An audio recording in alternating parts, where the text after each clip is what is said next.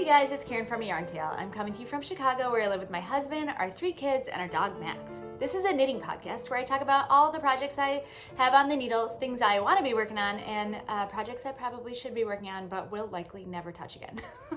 So it's been a little bit because my kids started back at school right after Labor Day, and it's kind of a rough re-entry to get all 3 kids back into the swing of getting up early and going to bed early and after school activities and all that nonsense. So we're kind of settling in, and I feel like I can sit down for a minute and talk about some of the projects I've been knitting on because it's not quite so crazy pants. I have a lot that I've been working on. So first and foremost is my Ranunculus that I'm wearing. I finished this, I started it right before we went on our trip to London, and I knit a lot on it while I was there. It was the only project I brought, and it's kind of a long flight there and back.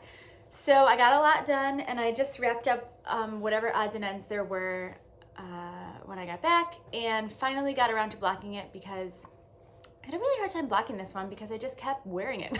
I was like, I know it's gonna look better because there's a little bit of lace at the top, so I knew blocking would do it well, but I just kept wearing it. So it took me a while to get around to washing it, but I did. So this is it. I knit it out of an Ito yarn that's 100% silk. It's called Kinu. And I really like it. It's very textured. It's a lace weight yarn, so I held it double, and it was on a cone. I would show you, but I used almost every last bit of it, so there's not much to show. Okay, so things to say about this. I love this top. I'm gonna stand up so you can get a better look at it. It's top down. There's a little bit of a raglan after the lace. There's this really simple lace pattern. And it's hard to tell on camera, but there's a little bit of a textured pattern above and below the lace. That's a really good look, huh? So it was not at all difficult. The cast on was a total pain in the butt. It was a provisional cast on, I think. And I actually did whatever they recommend, but it was super tricky. I'm not very good at provisional cast ons, and it was a lot of stitches. And to be honest, I almost totally gave up on it. Because I had to redo it 2 or 3 times because it kept slipping off the needles. I don't know. I didn't have a cord that was short enough. But then I tried to do it on double points, and provisional cast on with double pointed needles is like way too expert for me. So it was not going well. But I had already planned on it, and I just wanted to get this project up and running so that we could go on our trip and I would have something to work on. And I didn't really have any other plans for that yarn, so I just sort of stuck at it, and I'm glad that I did, because once you get past this tiny little cast on part, it's actually totally smooth sailing, easy going, and I can see why people knit multiples of this garment. So it's top down, and once you get past the lace, it is literally just a tube of stockinette, which is glorious, and was perfect travel knitting because really you don't have to think about it at all. You just go around and around and around until it gets to the desired length. Couple things to say. I did the short sleeve version, and I didn't do, there's like this triangular angled sleeve version you can do. I didn't do that, and I kind of wish that I did. This is the smaller neckline. There's an option for a wider neckline and a narrower neckline. I did the smaller neckline, which I'm glad I did because it's still, even now, like kind of boat necky, which I like. I don't think I would want it any wider, but I thought that it would sit down a little further, like kind of like this, so that the sleeves would be more of a cap sleeve. But when I wear it, it kind of just floats up pretty high on my shoulders, and the armhole's super wide. Like, check that out. That's pretty, that is not attractive. So, I don't know, things to think about. Like, if I were to knit it again, which to be honest, I might knit it again because I think it would look great as a lightweight sweater, kind of with long sleeves and more of a wool fabric. This is, really drapey silk, but I think if I had like a really light wool, or God forbid a mohair, because I can't stop knitting a mohair, I would love it. So I would like a little bit more of a sleeve. Like, even I thought about like maybe I would pick up, because I think if I could just knit a little bit of a sleeve, it would sort of deal with the armhole situation. Like, if that sat down further, you wouldn't notice it as much. But you totally do notice it. I mean, it has not at all stopped me from wearing it. So make of that what you will. That and, okay, so the pattern called for I don't know, you get past the lace and then you just knit down, like I said. So I am on the plane, right? And I just glance at my pattern and I'm like, okay, cool. I have to knit down till I get to 12 inches, because some of my sweaters, I usually land at like 11 inches past the armhole divide, or 12 inches, or sometimes if I really want it to be like tunicky, like 13 or 14. But I just saw the 12 and was like, good, we're good to go. Okay, so then I got down to like 11 and some, and I was like, wow, that seems kind of long. Like I'm holding it up, and I'm too lazy to put it on waist yarn to actually try it on or address the issue in any way. But I was eyeballing it, and I'm like, I don't know, that's getting pretty long. So I look at the pattern again, and you're supposed to knit 12 centimeters from the armhole divide, which is like nothing. It's like this. I mean, a swatch, you got to figure a swatch is 4 inches or 10 centimeters. So like, that's like this. So that would mean that the top would end like here. I mean, that is super cropped. I mean, so whatever. I added a whole bunch of length. I made it kind of regular length. I do wear it over a skirt. This is a skirt. I don't know if you can see. Hang on, I'll back up. Okay, so this is a skirt that I'm wearing with. It's super high-waisted, so like there's my waist. So it is long, but like I don't think it looks ridiculous. And I definitely wouldn't want it to be 12 inches. I mean, that's like a little crop top. I don't know, maybe if I wore like those fabulous linen dresses that I always talk about that I never buy, but I like the idea of, maybe it would be great as like a floaty piece over a dress, but I don't have any of those dresses. So I just made it regular length, which I like. There is a little bit of ribbing at the bottom, like a tiny bit, but since it's so drapey, you don't really see it. It's just kind of floaty. So like I said, I am a little bit weird about the sleeves, but I'm just trying not to let it bother me. And all in all, I think it was a success. I think I knit the whole thing in like 2 and some weeks, which for me is like lightning fast. I mean, I can't remember a garment that I've knit faster. Even my little secret crop by Jessie Mae Designs took me almost a month because it was ribbing and I'm just super slow. I mean, I knit every day, but it's just like, it's slow going. So I would recommend this. I mean, obviously tens of thousands of people have knit it. So like, no surprise, Karen. Wow. Yeah, you'd recommend it. So would everyone else. But I mean, it's a good knit. It's a fun knit.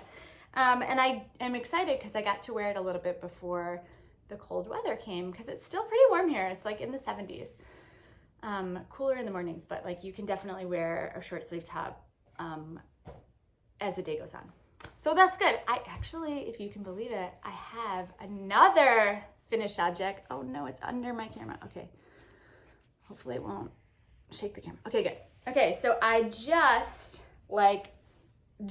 and I mean like 10 minutes ago, bound off my serge shawl by Lisa Mutch. I knit this shawl as part of the Across the Pond Cal, hosted by Fernanda over at Little Monkeys and Me, and Ruth of Ruth Loves to Knit. And so I'm excited because I think it ends the end of September, so I can take some pictures and enter my shawl into their cal. I think I'm holding it upside down. I wove in the ends with the Weave and Steven. So they're all, I don't know if you can see. If you're not familiar with it, Stephen West has this technique for his shawls where you weave in your ends by wrapping them around your working yarn as you go for 10 or 12 stitches, and then they're all woven in. I just have to block it and trim those little dangly ends off. So I don't even have any finishing work to do. I think it goes this way. Okay, we're gonna hold it this way, and if it doesn't go this way, oops. So it's basically just a striped pattern that's made using short rows. And I used 2 yarns. The purplish lavender gray yarn is from Madison Estate Fiber Company. I believe it is their colorway called First Light. I love this yarn. I can't remember if it's 75-25 or 80-20, but it's really soft and squishy, and I just love the color. I would make everything in this color. I am in the process currently of making everything in that color. So that was my purpley color. And then the pink color is one that I dyed myself. This is what's left of it. It is a 75-25. It's like a sock base. So merino nylon, and I like it. It's really tonal. So if you look in the shawl, it's pretty tonal, the pink, but I like it. I went really low contrast because I feel like my shawls are a little bit too wild for me to use a lot of the time, because most of what I wear is pretty muted color-wise. So I thought if I did something that was more kind of tone on tone, I would be more likely to reach for it. So we'll see if that holds true. I still like the look of it. Like I said, it is really muted, but I think, what do you call this shape of shawl? Like a crescent shaped shawl? Or it's like asymmetrical. So you cast on, where do you cast on? You cast on here. No, I don't know. Somewhere. You cast on here, you cast on here. You cast on here, and then it just kind of grows out from there. This way, right? But it was a really intuitive knit, and it was fun to work on because once you get the hang of it, you don't have to refer too much to the pattern. It's just kind of stripes this way, stripes that way, and once you understand the pattern of the short rows, it's an easy one. So that was a pretty quick knit for me too, which is good because I'm trying to clear off my needles as much as possible before the Stephen West Mystery Knit Along that starts in the beginning of October. So that's 2 things off the needles. So I actually don't have that much in the way of works in progress. I have, what do I have? I have those fingerless mitts, which of course I didn't even grab. Is this them? Let's find out. No! Surprise! I forgot. I still have to cast on the second sock. This was also yarn that I dyed. It was my first variegated skein. Which, isn't that crazy how it changes how the yarn looks when it's either in the hank or skeined up or balled up or whatchamacallit, knit up. So this is one sock, but I do have to cast on the other. Okay, maybe I'll do that. I was wondering what I was gonna do until October. I do have a second fingerless mitt to cast on. I was doing kind of a cabled fingerless mitt, but I don't even know. Hang on, wait, I think I might see it. Is this it? Let's go through, let's play what is in that project bag. It is, okay. Oh, I didn't even finish it. Okay, cool. In my mind, this mitt was done. Nope. If only I knit as much as I thought I did in my mind. Okay, so this is the fingerless mitt. I, to be honest, do not remember the name of it. I'll put it up there. It was a free pattern. It's gonna be really hard to see. Oh, that's pretty good because it's dark yarn, but this was just a skein of worsted yarn that I over dyed because whatever I had done with it was super ugly. I don't even remember what it was. It was like, nope, I don't like that. So now it's like this tonal navy. There's lots of different, like the different shades are not coming up, but there are lots of different, that's pretty good representation. And there's a pretty intricate cable pattern that goes down the front of it. And there's really not that much to do. I have my little thumb on waste yarn, and I just have a little, I think there's one more cable repeat until this one is done. Okay, so there's another project I get to work on. I'll put the name of it and the designer up on there. Oh wait, look at me with the pattern in the bag. Nope, that's my spot sweater pattern. That's not getting me anywhere. So is this. Okay, no. Okay, I don't know who it is, but I will look it up and put it on the screen so that you'll know, because it actually is a fun pattern and a pretty quick knit because they're worsted weight. So that's it for works in progress. I am hesitant to cast anything else on because I want to be able to fully focus on the Mystery Knit Along by Stephen West. And I know if I have anything else, I might just get too distracted and fall way behind. So, but on that note, I had a great idea that I was going to try to dye up my own colorways for the Mystery Knit Along. So if you are not familiar, every October Stephen West releases a new shawl pattern, but he releases it in pieces, a little part of the pattern each week during the month of October. So the first week of October, I think it's October 6th or the 9th, whatever that Thursday is, he releases, if you've bought the pattern already, he releases the first section of the pattern, and then everybody kind of frantically knits that first section for that first week, and then the next Thursday he'll release the next part of the pattern, and so on and so forth until you get to the end of October, when theoretically, if you've been able to knit fast enough, you have a fully completed shawl, and you get to see what everybody else made with all of their different colorways. So Stephen and Penelope sells kits, but they sell out super fast, and they're really expensive. So I looked briefly just to get color inspiration, but I'm just not that quick on the draw to hop on right whenever you have to hop on, and buy a kit. And I also kind of wasn't excited about the idea of spending hundreds of dollars on a kit for like new yarns, because I mean, I like making shawls. I mean, I just made this one, but if I'm honest with myself, I don't actually wear my shawls that much. So I'm much more comfortable spending money on expensive yarn for sweaters, because I wear those all the time. I mean, my children make fun of me that I would wear a sweater in 85-degree summer heat, which I would. I have done that. So it's like much better money.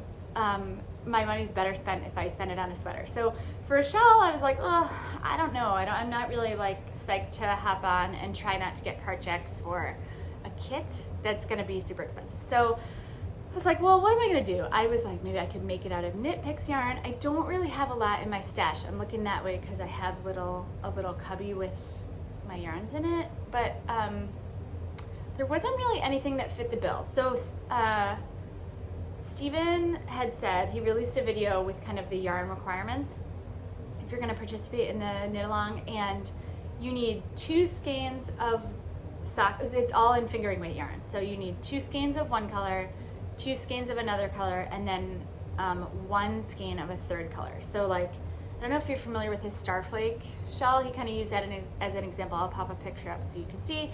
But it's basically a 2-color shawl where the 2 colors are, sort of play with each other, and then there's 1 skein of an accent color that would go on top of that. So I definitely didn't have 5 skeins of yarn that would work together. I don't even think I have 5 skeins of fingering weight yarn. And most of those are just kind of like leftovers. I have 1 skein of yarn left over from my Schneeflocken. I have a skein of yarn left over from like various other projects, but I don't have anything that was immediately exciting as far as like putting together colors. So I was like, okay, maybe I can dye my own. I mean, I like to dye yarn. I don't know what I'm doing, but I figured I had a month to figure it out. So I don't have that much bare yarn. I had like 10 skeins of sock yarn that were available for me to dye up. So I was like, okay, I'm not gonna dye up full 100-gram skeins, because I mean, let's be honest, that means if I need 5 skeins for the project, that means I would have only 5 skeins to play with colors and figure out whatever I want to use. So like, that's not very much, because I truly still don't really know how the dyes are going to turn out. I mean, they're color fast and they're like dyed properly, but as far as what the end color result is going to be, it is still a surprise. So I was like, okay, I need more to work with. So I split the 2 skeins up into 10-gram minis. So I didn't use all of it. I have a little bit left. Where did it go? Okay, so this is my second. I took 2 of the 100-gram skeins and I balled them up into cakes. And this is what's left of my second skein. So I think I did 16 minis, and I just sort of like went to town. I'm gonna grab them with some of the different dyes that I have, just to see what would happen. Okay, so first, this is what I made. I'm really excited by some of it.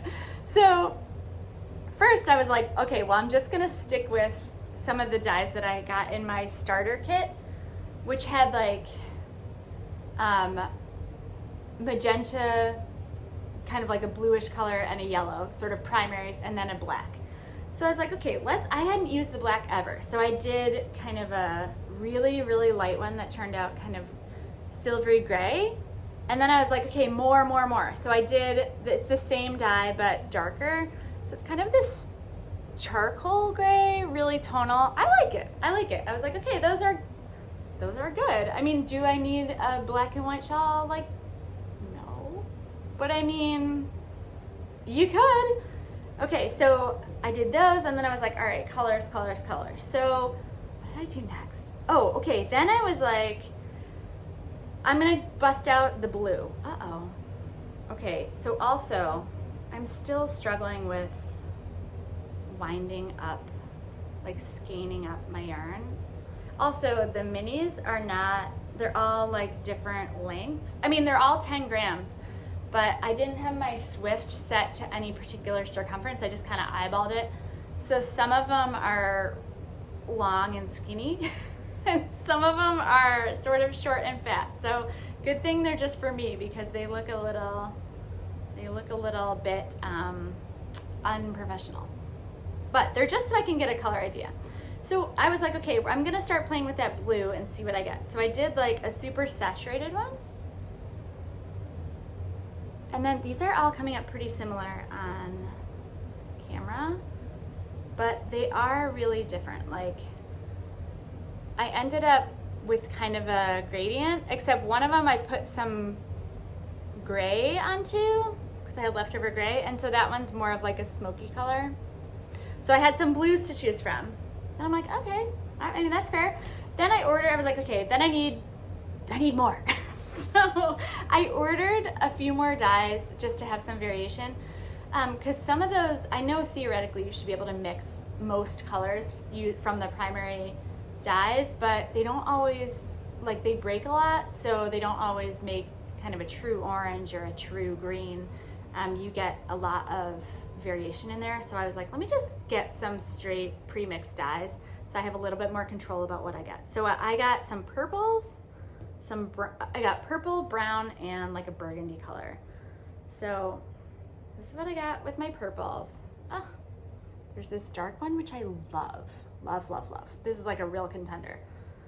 There is kind of a lilac-y, the one in the middle, like a mid-range lilac-y color. And then this one had some pink in it, so it's more like a dusty rose color, really purpley. I don't know what you call it. I'm not very good at naming colors. So I had these, and then I was like, okay, brown. I just wanted to get like a range of what was possible. I did like a dark and a light brown, which I liked both of those. I mean, I would wear that. I would definitely wear this as like a shawl. If there were something else as like an accent color. And then as far as the burgundy, I had three. A really dark one, a mid-range, and then the light. And the light was not as light as I hoped it would be. Like, it turned out kind of like the mid. I don't know. I mean, okay, as an example, so I did the black, right? Light and dark. The concentration of dye that I used for the light and the dark, like the percentages, were the same as what I used for these. Light and dark, light and dark. This is like not that light. I mean, it is. I guess it is when you hold it up. But compared to the difference between the black, I mean, that's like barely gray. And this is like pretty saturated. So I mean, figure that one out. I don't know how these dyers do it. But anyway, so I had those. And then here's the funny thing. So I ordered a really light pink dye because I was having a hard time getting a light pink that I liked. I did this one, but that's not very light. That was me attempting to do a light pink. So I was like, okay, what if I just buy a straight light pink and see what I get, and then I can fiddle with it? Well, instead of sending me light pink, they made a mistake and sent me radioactive fluorescent green, which I kind of like. I dyed it up just to see what it was because they said I could keep it, and then they ended up sending the pink at a later time. This is totally not me, right? But I mean, for Halloween, I don't know. I think it's kind of cool. And in fact, if I were a totally different person, I think this would be an amazing shawl. Like, you could do 2 skeins of this, 2 skeins of this, and then the green would be your accent. I mean, that's super cool. Only I'm not that cool. So I'm not gonna do this because I know for sure I would never ever wear that. But I think it would look amazing. Okay, so that's all that I dyed up, but I'm really kind of struggling with what my full skeins are gonna be because now it's at the point where I have to decide and then dye up the big skeins. So I'll show you my contenders. So far, I am leaning towards 2 skeins of the light pink, 2 skeins of the brown, so that would be the main, and then the dark purple would be the accent color. The only thing that's making me hesitate with this combo is, have you heard that trick where if you take a photo of your 3 yarn choices and then you turn it to grayscale and look to see if there's contrast between your yarns in grayscale so that you can tell if they're gonna look contrasty enough in color when they're knit up? Well, the brown and the purple are both pretty dark, so there's not a lot of contrast there. But I still really like it, so I might still do it. It would primarily be a brown and pink shawl, which I love the idea of, and then the purple. I could use this purple as the accent, but I don't really like that purple as much. I mean, it looks better in the grayscale test. You know, it's more of like a mid-range, but I mean, I don't know. It just doesn't seem as interesting to me. Okay, so there's that. Then I was considering light brown, dark brown as my main, and then again, the purple, or even the pink. I like that. I mean, as a shawl, I would definitely wear that, I think. But then it's like, here's the problem with the mystery shawl. Is there a lot of pink? Because I really like the pink. Or is there just a little? Or should I do light brown, dark brown, and then have the tan as like the accent color? Maybe. Maybe. But if there's too much tan, I don't know. Okay, so there's that. And then my other option is, it's so funny because it changes like every day. Every day I'm like, okay, I think I got it figured out. And then I wake up the next morning and I'm like, oh, I have a new idea, a new combo. So we'll just kind of have to see where I land next week when I'm dyeing all these up. Hang on, my skeins are all coming apart. Okay, so my other combo was like a combo of blues, like light blue, dark blue, and then the brown to kind of tone it down, or the tan.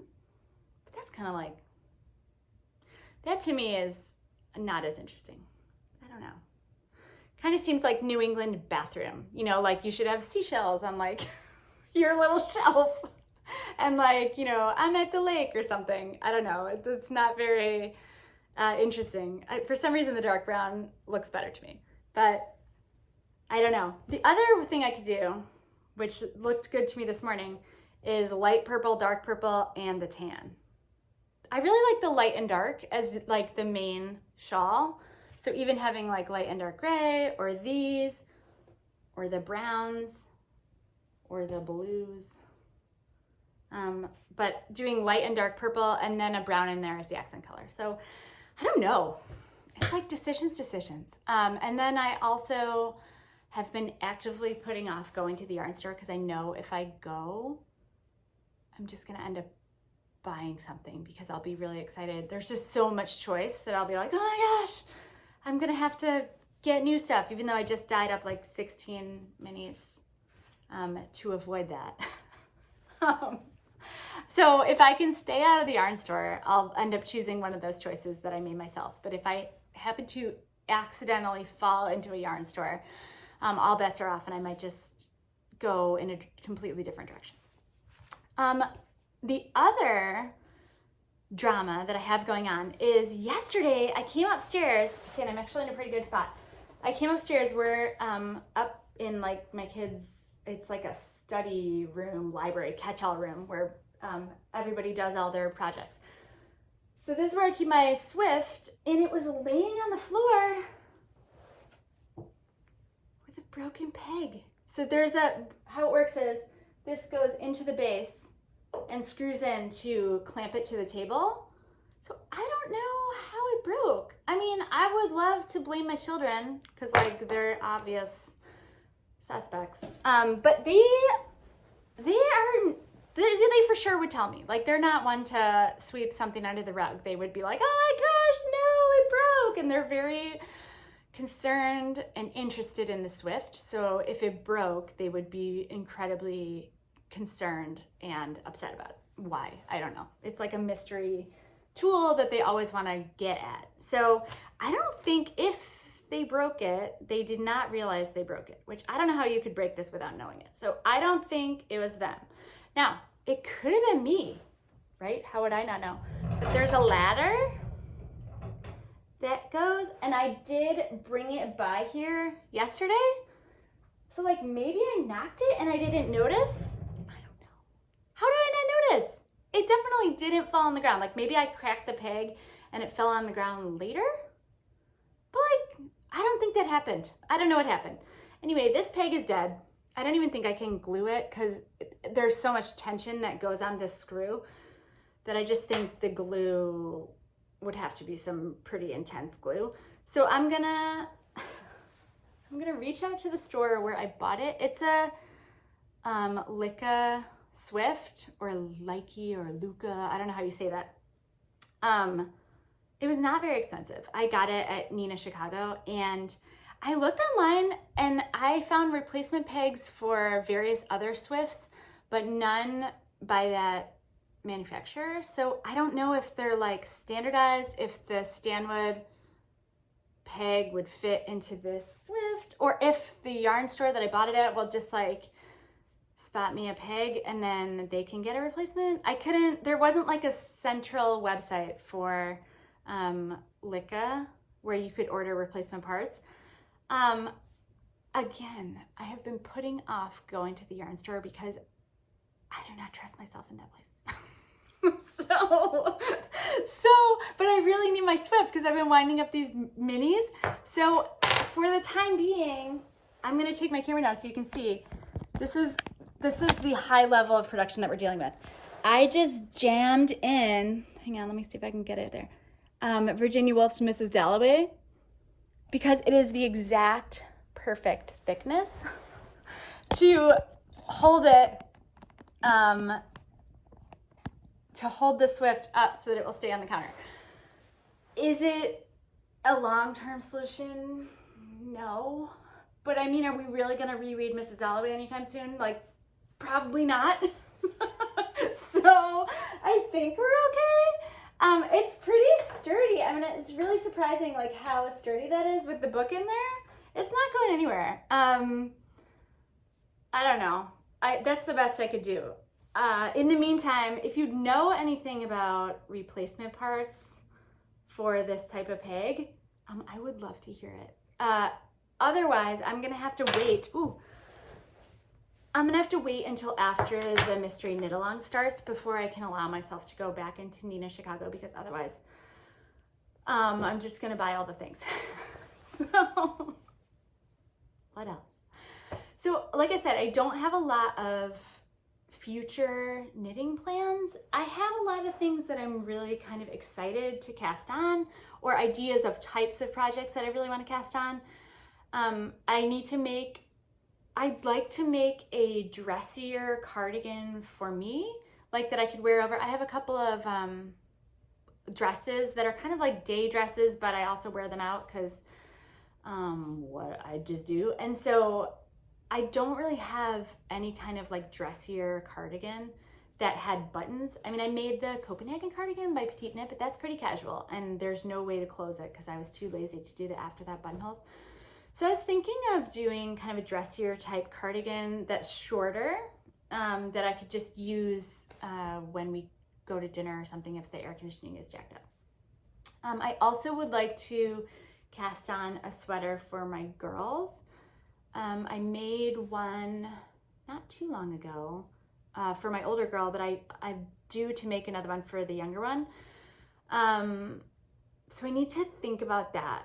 Again, this is the constant struggle that I have when making things for my girls. I would like to make something that is nicer that they could wear when we go somewhere, when we go out to dinner or whatever, and they can bring it to the restaurant.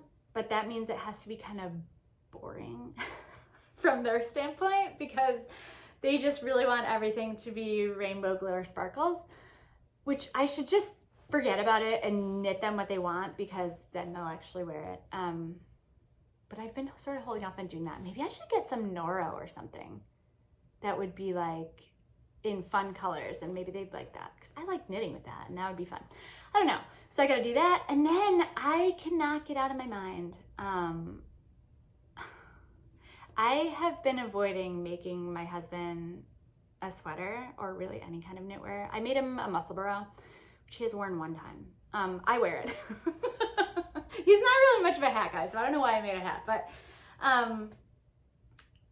I really kind of want to try to make him a sweater, and I've been trying to decide whether I had been putting it off because I figured I would just be really mad if I spent all that time making a sweater and he didn't wear it enough, whatever I deemed to be enough, which would be like every day. So I was like, you know what, let's just not put that on him, because that's not like a fair expectation to put on someone who's receiving a gift. It's supposed to be like a joyful experience, not a burden. But it's been a couple of years now, and I'm like, you know, I bet I could make him a sweater without being filled with rage. I bet I could. And he would wear it sometimes. I think he would enjoy it. He's been getting more into knitwear, and he's been buying a lot more sweaters, which is great because I like any interest in yarn and knitwear, but it makes me think, like, every time he buys one, I'm like, oh, I could make that. I could make that. But I only say it to myself because it's not like I'm offering and he's turning me down, right? So I was like, well, maybe I should make him a sweater for Christmas. But then I'm like, can I make a man-sized sweater in the month of November and December? Probably not. Because I know I'm not going to get any knitting done in October, except for the Stephen West Mystery Knit Along. So I don't know. I'm low-key scoping patterns for pullovers that would work for men. I think I would just want to do like a straight crew neck, really basic pattern in like heathered or tweedy yarn. I mean, he's kind of fancy pants, so he would probably like a cashmere sweater. But if I spent several months and like a chunk of change on cashmere yarn and he didn't wear it every day, like, it wouldn't be good. So I think I'm going to start with tweed or like heathery stuff and then see how it goes. But that's another thing I got sort of percolating around in my brain. I haven't gone too far down the rabbit hole of which specific pattern I'm interested in. I also I'm debating whether I should even tell him I'm making a sweater. I mean, it would be easier because I could like measure and get his input on like sleeve length and, you know, the length of the body and everything, but also he might just not know. And so I think I might have better luck just measuring off of a store-bought sweater and keeping it to myself, especially because my projects sometimes take me forever, and I think it would be really annoying to have someone be like, did you finish my sweater yet? Where's that sweater? Why are you working on that other thing when you could be working on my sweater? I mean, my girls do that when I make them a cardigan, but they're little. I don't know how I feel about whether it would be like, whether I would like that from the grown-ups in my life. I don't know. So I got that going on. I hope you guys are doing well. Everything's been really good here. It's been super busy just getting everybody back into the swing of things. But I love fall. I mean, it's like school supplies and lunches, and every fall I'm like, this is going to be my year where I'm super on the ball, and I, you know, volunteer for all the things and get everybody doing exactly what they're supposed to be doing. I mean, usually by November, I'm over it. But right now, it's really motivating. And I just signed up to go apple picking with like a class field trip, and so I'm really excited about that. That's in a couple of weeks. So I don't know, we're like getting into the swing of fall here, and it feels really good. I hope you guys are doing well. I hope your knitting is treating you well. If you're planning on doing the Stephen West Mystery Knit Along, let me know. I'm also low-key toying around with the idea of vlogging my Stephen West experience. I am not good at vlogging. I've only tried it once or twice, and it's really awkward. But if I were vlogging in my house, where I wasn't like out and about in public trying to talk to my phone and video, I think I might be more successful. So I might try out doing a couple of sort of short form videos of working on the project for the knit along. I don't know how it's gonna go. I might do the first one and be like, this is super boring. It's just me knitting. I don't know.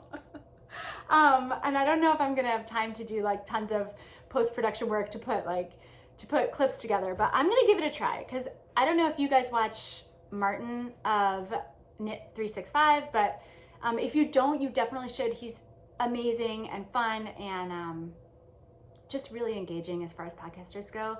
And he always vlogs his Stephen West Mystery Knit Along experience, and I loved it. Last year was my first year doing the Mystery Knit Along, and it was just really nice at the end of the week to sort of log on and watch Martyn's videos and see how his experience was knitting through that clue and how it compared to my experience. And it just kind of felt like we were knitting along together, even though he has no idea who I am.